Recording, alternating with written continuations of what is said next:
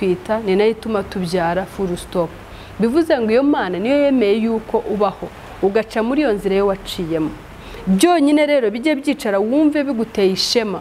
Uvuga uti byonyine kuba umubyeyi yaransamye ndi ikinyendaro ntaharanire kunkuramo. Yewe hari nabo baharaniye kuzikuramo ariko biranga umwana agumamo arinda avuka.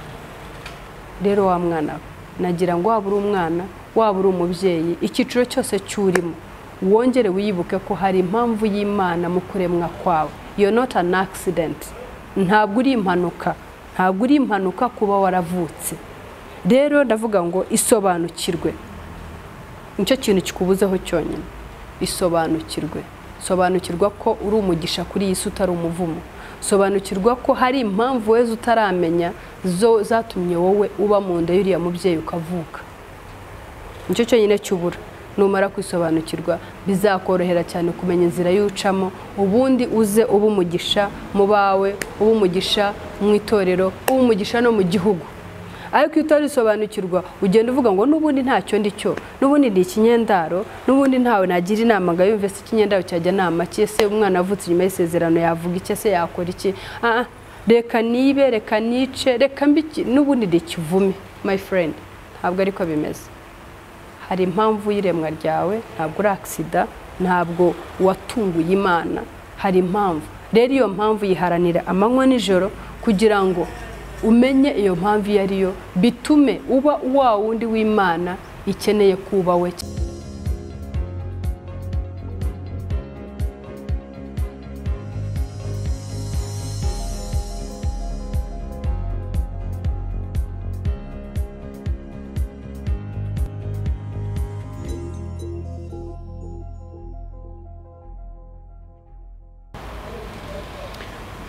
Mwaramutse mwese bakunzi ba Team TV, Yesu ashimwe.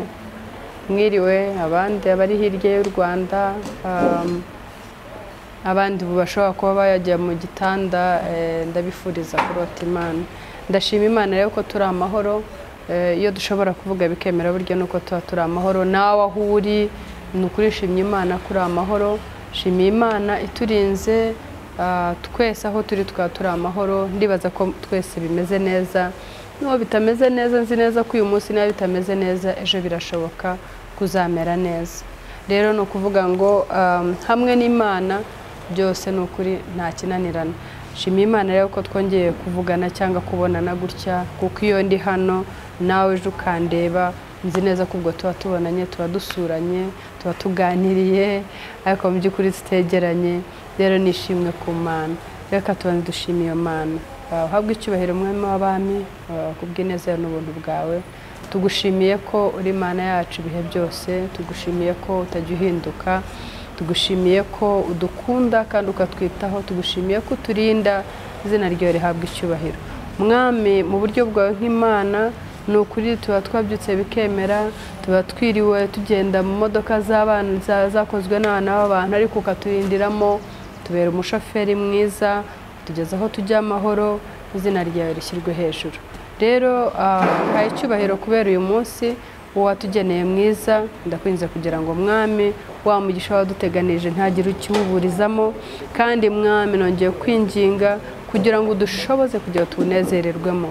Erega Satani ntajya twishimira, nta nubwo yakwishimira yuko tunezerwa, ariko wowe Mana yacu dukunda, wowe waturemye mu ishusho yawe, wowe waturemye utamugishije inama, turakuraritse kugira ngo uyu munsi waturemeye nanone dushoboze kugira tunezererwa. Mico ni kuzobe ibyawe. Umugisha abo bose bakunzi ba Team TV, baha umugisha abo bose bagambiriye, bo tuvugana bagambiriye gufasha abatishoboye, imfubyi, abapfakazi. Umugisha buri umwe wese wifuriza Team TV byiza. Umugisha ukora like, umugisha abatugezeho ibitekerezo ari abandi kari abatuvugisha. Umugisha buri muntu wese utubereye inshuti, utusengera, utwingingira kandi udufashije mu bintu bimwe cyangwa ibindi.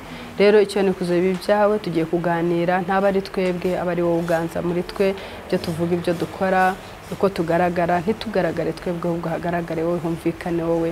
Nuko muri byose tuguhaye icyubahiro kuko ze n'ibirenze ibyo twatuye mu izina rya Yesu, amen. Rero nshimye Imana cyane ko uyu munsi bishobotse ko twongera kuganira, kugira ngo twese tumaze kumenyana n'ukuri. Amaganza nta n'umwe utamuzi, cyangwa se Auntie J, nta n'umwe utamuzi. Uyu munsi ndagira ngo nganire n'umwana witwa izina ry'ikinyendaro, umwana uzwi ku izina ry'ikinyendaro. Ndagira ngo uyu munsi abe ariwe tuganira. Umwana w'ikinyendaro naje kugenda mbisobanuza kugira ngo mbimenye ibyo ari byo. Ni umwana waravutse hanze y'isezerano, ni umwana waravutse ababyeyi be badahuye ngo babanze bace muri ya mihango yose, abafata irembo, asaba irembo arifate, narangiza ubwo ndavuga papa w'umwana, narangiza akomeza atera indi ntambwe, asabe mama we amukwe, narangiza basezerane imbere y'abantu mu rugo aho mu murenge nako, noneho nibarangiza bagenda imbere y'Imana basezerane. Aho rero wa mwana wavutse inyuma yaho niwe witwa ikinyendaro. Ese mu by'ukuri wa mwana ni umwana nk'abandi? Ese mu by'ukuri wa mwana ashobora kuzavamo umuntu muzima? Ese mu by'ukuri wa mwana ashobora kuba ari umunyamugisha nka ba bandi? Ese burya si ikivume? Ese burya wa mwana mumumva gute, mumuvugaho iki, mumubona gute? Nagira ngo uyu munsi rero ariwe tuganiraho. Umwana rero witwa iryo zina, njye numva yuko ahubwo twakavuze umwana avutse hanze y'isezerano. Nibaza ko hari amazina abaho atuma wumva ko uri umunyamugisha, cyangwa akabaho n'amazina akwereka kuri ikivume, ntacyo uri cyo, nta n'icyo uzimarira, nta naho wagera uvumye, bigatuma ya mazina gutsikamira, ugahora wumva ko ntawe uri we, nta n'uwo waba we. So better ko uhorana iryo pfunwe yuko uri ikinyendaro. Uyu munsi nagize ngo nganire n'aba bana kandi mbahumurize mbabwire ko njye ku bwanjye mbona ko ari abana nk'abandi. Iyo dusoma Bibiliya tubona hari ahagaragara henshi abana nyine bavuka inyuma y'isezerano. Turafata nk'umwana wavutse kuri Abraham. Uriya mwana utari uwa Sara, ni ukuvuga ngo wa mwana ntabwo yari uw'isezerano, yari umwana wo hanze y'isezerano. Ako uwo mwana yaravutse, hagira ibimugenerwa kandi abaho. Nubwo yenda tutajya tubona ibye byose ngo tumenye neza ibye neza nk'uko tubona Isaka, ariko mu by'ukuri wa mwana nawe yaravutse. Iyo dusoma Bibiliya itubwira ko umwana ari umwandu ukomoka ku Uwiteka. Aho rero nicyo jambo ryo shaka kugira ngo tubwire bano bana bitwa iryo zina, bumve yuko atari ibivume, bumve yuko ari abana nk'abandi, bumve ko ari abanyamugisha, bumve ko ari abana bafite ejo nabo bagombye guharanira heza, bumve ko nta kintu gikwiye kubatsikamira ngo kibaherane, kibabwire ko ntacyo bari cyo muri iyo sosiyete yo barimo, ari iyacu ya Kinyarwanda cyangwa n'indi iyo ari yo yose. Nagira ngo rero wa mwana ushaka kuba yarakuranye icyo gikomere, waba uri umuntu mukuru, waba ukiri mutoya, ukaba uri muca mu bintu bikomeye kubera iryo zina, nagira ngo uyu munsi tuganire. Ndagira ngo mbabwire rero ko namwe muri abana nk'abandi, kandi ibyo undageraho ushobora nawe kubigeraho. Hari byinshi cyane bijya biteganya cyangwa bibera imbogamizi abo bana, kubera ko yavutse gutyo, yenda bikaba n'amahirwe make ntabane na se na nyina, bigatuma wa mwana hari ibikomere byinshi byakurana bihora bimutsikamiye, bituma ataba uwo agomba kubaho. Birashoboka ko waba urimo wiga ku bibazo byinshi cyane, school fees ari ikibazo cyangwa minerivare, bishoboka kuba nta mwenda ufite, kandi yenda babandi koko bashobora kuba babana n'ababyeyi bombi, bishoboka ko bayifite. Babandi bagukikije aho hafi, uko ari n'abafite ababyeyi bombi banasezeranye, bashobora kuba baca mu buzima nk'ubwucamo. Ariko reka tuvuge babandi bakuzengurutse. Ushobora kuba ubona abakuzengurutse ari babandi basezeranye, bo wamenye amateka ko ababyeyi babo basezeranye, uyu munsi bakaba babayeho neza, ariko wowe ukaba wibona ubayeho nabi, bikakubera ipfunwe ukumva uti ahari nanjye nza kuvuka ndi umwana w'isezerano, uyu munsi nanjye mba ndi umwana ukomeye nk'uriya, mba nigira muri iri shuri rikomeye nk'uriya mwana, mba nambara imyenda myiza nk'uriya mwana, mba meze neza nk'uriya mwana. Ariko reka nkubwire ngo rwose pe, uri umwana nk'abandi, uri umunyamugisha, hari ibyo Uwiteka yakugeneye. Hari umuririmbyi nakunze wigeze kuririmba ngo welea usitowe mimba yangu Mungu akileta mtoto analeta na sahani yake. Ni ukuvuga ngo yarabizi yuko yamuteye inda y'ikinyendaro, ntabwo bari baragasezeranye. Akaramubwira ngo rero iyo nda yihanganire, yikomereho, ntuyikuremo. Imana niduha uwo mwana, I'm very sure izatanga n'ibimurera. Kuba yaravuze ngo ataleta na sahani yake, cyangwa umwana yavutse, yashaka kuvuga ngo buri mwana avukana umugisha we. Reka nkubwire ngo hari umugisha wawe, hari ibyo Imana yaguteganirije, hari ibyo Imana yateganije yuko uzabona, hari inzira Imana yaguteganirije. Iyo nzira yihanganire, uyicemo, hamwe no kwihangana, hamwe n'ubwenge bw'Imana, hari aho uzagera. No kuvuga ngo ikintu cyo nge ngira inama abantu nk'abo, mukwiye cya mbere cyo kubanza gushaka Imana, ukamenya ngo papa wawe wa mbere ni Imana. Biranashoboka ko banakubyaye bakakwihakana, biranashoboka ko utazi na papa wawe, biranashoboka ko yenda wanamumenye kuko ukabona ntacyo akumariye, biranashoboka byinshi. Ariko ndagira ngo wowe umaze kugira intambwe y'itera, umaze kwisobanukirwa, umaze kumenya kuri ikinyendaro, kumva iryo zina riragutsikamira, kumva ubayeho nawe, ubayeho mwipfunwe, ntabwo wigeze wandika urwandiko usaba kuvuka nk'ikinyendaro. Ndakumenyesha ko wowe rwose nta kintu ukwiye kwishinja, kuko ntiwigeze wandika usaba kuvuka uri ikinyendaro, ntiwigeze wandika usaba yuko ibyo bibazo by'uri mucamo byose wabicamo. Oya, byaragushyikiye. Rero byakire. Ikintu cya mbere cyo nakugiraho inama rero, shakisha kumenya Imana. Gerageza uce hirya no hino, niba ari urusengero, niba ari ujya wumva uvuga Imana, niba reba uko umushaka akumenyeshe, akwegereza Imana, bizagufasha cyane. Nibyo nababwiye ngo hari nabwo nagiye mbivuga hirya no hino kenshi, Abanyarwanda dukunda kutimena indani, n'ubundi unzi uzayibona akavuga ati yimennye inda yavuze ibintu ibi n'ibi, nuko asanzwe abizi ko navutse hanze y'isezerano. Wowe rero utanzi ubibonye gutya, nagira ngo uhumurize, nanjye ndi umwe muri bo, ariko ntabwo bimbujije kuba uwo ndiwe. Ntibimbujije kuba uyu munsi numva afite uwo mutima ugira inama uwo mwana yavutse gutyo, kugira ngo yo guheranwa n'ipfunwe. Ntabwo wigeze wandika ubisaba, ntabwo wigeze ubiharanira. Hari akazi ko tujya duharanira kakadutera ipfunwe, kakaturaza nabi, kakatubeshaho nabi. Uharaniye umurimo wo kuba wamenya umwuga wo kwica, ukagenda ukabiharanira ukanabigeraho, iryo ni ipfunwe ryo wabana, ukabana n'iryo pfunwe ukazarinda upfa wuzuye iryo pfunwe, kuko ni umurimo mubi waharaniye. Ujya no mu ishuri uranawiga, yewe ni umwuga waharaniye mubi. Ariko ntabwo iki ngiki ari ikintu cyo wigeze usaba, ntabwo wigeze ugisaba, ntabwo wigeze ujya kwafata urwandiko ngo wandike uko twandika dusaba akazi. Oya, niyo mpamvu rero bidakwiye gutera ipfunwe, niyo mpamvu udakwiye kwicara ngo wumve yuko uri ikivume, wumve ko ntawe uriwe muri iyo sosiyete urimo, wumve ko uyu navuga wumve ko udakwiye kuvuga, uyu nakora wumve ko udakwiye gukora. No, sobanukirwa yuko hari impamvu Imana yakuremye. Numara kwisobanukirwa, iyo ni intambwe imwe gusa uzaba uteye. Izindi 99 Imana izazitera igusanga, iguha ubwenge bw'uburyo ukwiye kubaho neza nubwo uri ikinyendaro, iguha ubwenge bw'uburyo ukwiye kuba muri iyo sosiyete uri umugisha, iguha ubwenge. Ariko kugira ngo uzabigereho, jya nakugira inama, inzira ya mbere yo nabonye ngiye yangiriye umumaro, ni ugutera intambwe nkabanza nkemeza umutima wanjye, narangiza nkatuza akanwa kanjye ko nemereye Imana kumbera umwami n'umukiza w'ubugingo bwanjye. Njya mbona agera iryo shingiro ry'ubwenge kuba navuye mu byaha.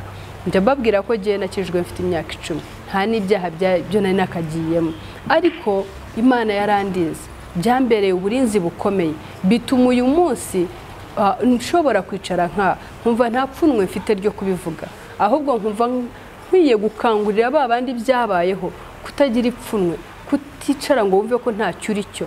Ndagukangurira kumenya ko uri umuntu nka wa mwana avutse mu isezerano.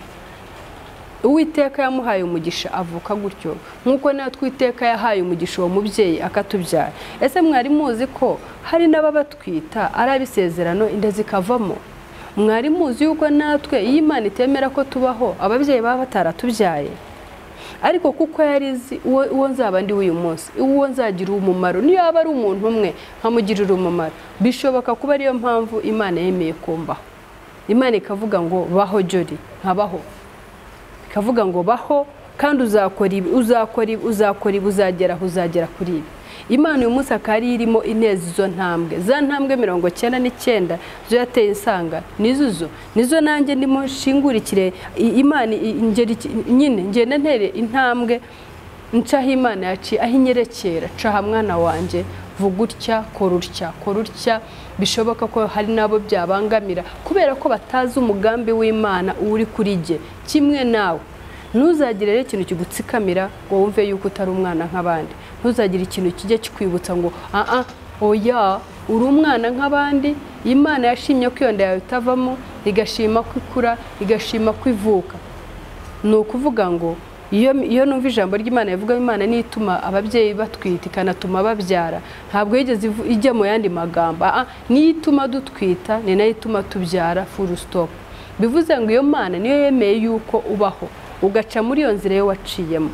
Byonyine rero bijye byicara wumve biguteye ishema, uvuga uti byonyine kuba umubyeyi yaransamye ndi ikinyendaro ntaharanire kunkuramo. Yewe hari nabo baharaniye kuzikuramo ariko biranga umwana agumamo arinda avuka.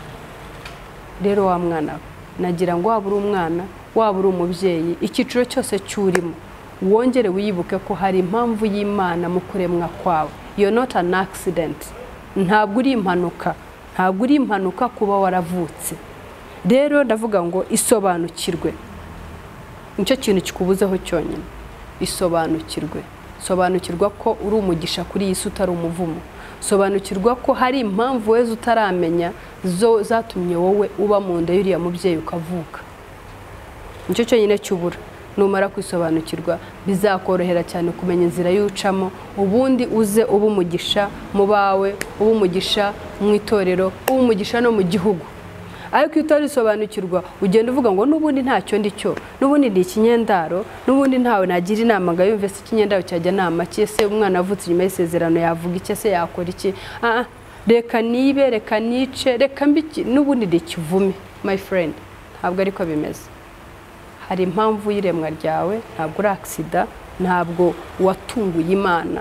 Hari impamvu. Rero iyo mpamvu yiharanira amanywa n'ijoro kugira ngo umenye iyo mpamvu yariyo, bitume uba wa wundi w'Imana ikeneye kubawe cyangwa yaremye igamije kubawe. Reka turekeraho no kubatindira, ariko nizere ko nyiri kumva yumvise hari impamvu y'iremwa ry'uwo mwana. Nawe ujye umubwira amagambo amutoneka amukomeretsa, uramenye nushaka uvuga uzigane ko Umunyarwanda yavuze ko wa mwana ashobora ejo kuzavamo umuntu ukomeye. Wa mwana ejo ashobora kuzamwifuza. Wa mwana ejo ushobora kuzicara ufite iryo pfunwe kubera iryo jambo wamubwiye. Irinde rero kubera ko iremwa rye Imana irifitemo umugambi uko ntabwo yamutunguye. Reka rero dufatanye gushima Imana, ndetse babandi bashobora kuba baravuze ayo magambo, n'ukuri ndagusabye ngo wongere upfukame usabe Imana imbabazi. Yaguhaye uwo mugisha wo kabyara abana mu isezerano, ntabwo nyine ariko yo yabihisemo ko ariko wa mwana avuka, ariko wikwibona yuko uri igitangaza kuko nabo wabyaye ntabwo uzi ejo bizagenda biti. Rero njya mbona ko iyo ugize neza ya neza uyisanga imbere, niko Umunyarwanda avuga, tenda wema byondokeye. Nawe rero gira neza, atura amagambo mazima kuri wa mwana. Niba ubona nta jambo rizima ufite, icecekere. Wa mwana murekere icyo Imana yamuremeye, igihe nikigera kizasohora kandi uzakibona. Uzasigara uri umwe mu badafite ipfunwe yuko wamwatuyeho rya jambo ripfuye. Icya kabiri, ejo wawe binamubayeho buri muntu azakugirira impuhwe kuko ntacyo wigeze kibi watura ku mwana wundi. Hari naho Imana izarindira uwawe gusa kuko utatuye ayo magambo. Rerekana kubatindira, babwire gusa ngo uyu munsi naje nifuza kubwira wa mwana wavutse hanze y'isezerano ngo uri umuntu nk'abandi, uri umwana nk'abandi shenge. Wa wundi ukwegereye muteteho, iha amahoro, yishakire. Ntawe uzagushakira amahoro, ni wowe ubwawe uzayishakira. Isobanukirwe, nurangiza uvuga uti no, niyemeje cyangwa uba mpisemo kubaho ubuzima buryoshye bufite intumbero kubera ko ndi umwana nk'abandi, full stop. Imana rero duhana umugisha, kandi ndabahumuriza mwese abashaka kuba baravutse gutyo. Ni ku bushake bw'Imana byarabaye nyine, Imana itabishaka ntabwo baravutse. reka dushime Imana. Uhabwe icyubahiro mwami w'abami kubw'iki kiganiro gitambutse twakoraritse dutangira none usozanyije natwe. Uhabwe icyubahiro. Yataba wowe hari kuba kirogoya, ariko wahabaye nibyo twavuze. Ndizera ko twabiteganije ariko bisohoye. Ndakwinyiza kugira ngo nkuko uri Imana ishobora byose, ireba byose, izi byose, wowe ushobora kubona harimo iridakwiye, mwami ndagusaba imbabazi. Ndakwinyiza kugira ngo iryo ngiryo rihanagure, uryime kugira umuntu uryumva, ahubwo yumve cya kindi kimufitiye umumaro. Rero mwami isanga abo bana bose ndetse n'ababyeyi, uwo ari we wese ufite iryo pfunwe, musange umwibutse ko iyo utaza kubihitamo ntabwo aba yaravutse, ndayiba yaravuyemo, ese uba yaranapfuye, ariko uwo ari uyu munsi ni ukubera wowe. Nuko rero w'Imana ujye ugira uburyo bwawe nk'Imana, ujye ugira uko ubigenza kandi bigakoreka, ujye ugira uko uvuga kandi abantu bakumva. Nuko rero ba bantu bose basange bari muri iyo dilema cyangwa bayobewe ibyo ari byo, bari aho ngaho batsindagijwe nuko hari iryo jambo gusa ribavugwaho, mwami ubashoboze ubateze intambwe. Cyambere ubahe kukumenya ko ni we papa wacu twese, kandi nta ukwizera ujye agira icyo akuburana, nta n'uwagukora uzigera yikorera amaboko. Abo bose inama ya mbere mbahaye ni ukukumenya, bakakugira papa, bakakugira umwami n'umukiza w'ubugingo bwabo. Ntacyo bazakuburana. Nsengeye bari abantu bose ashobora kuba bafite iyo myumvire, bajya babwira amagambo nk'ayo ngayo apfinyagaza wa mwana cyangwa amutoneka cyangwa amukomeretsa. Mwami ndakwinze ngo bababare bakore ku mitima, nabo bivura iryo pfunwe, baganire na wa muntu, bambwiye ati nakwatuye hiri jambo, ndagusaba imbabazi. Byose nzi ko ari wabishobora, natuye bike ariko byinshi urabizi. Nuko mwami wowe n'ubundi biduhera ubuntu. Icyo ni kuzoba ibibi byawe mu izina rya Yesu Kristo umwami wacu, wowe waremye ijuru n'isi. Amen. Murakoze. Imana ibahe umugisha.